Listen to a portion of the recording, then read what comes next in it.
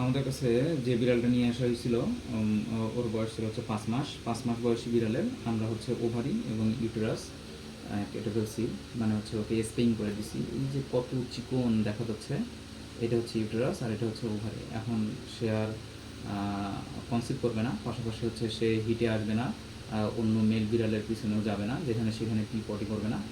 পাশাপাশি ওর হচ্ছে এই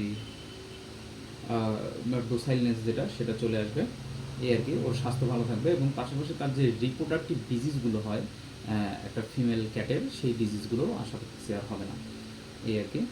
তো অনেক ক্রিটিক্যাল ছিল, ক্রিটিক্যাল না, জাস্ট ওভারি এবং ইউটেরাস অনেক ছোটো, তো এই কারণে অপারেশনটা অনেক অ্যাস্থেটিক ওয়েতে করতে হয়েছে, অনেক ভালোভাবে একদম পর্যবেক্ষণ করে সুন্দর করে করা হয়েছে, এই আর কি। আশা করতেছি ও 3 ঘন্টার মধ্যে জ্ঞান ফিরে আসবে এবং সে ভালোভাবে থাকবে। আসসালামু আলাইকুম।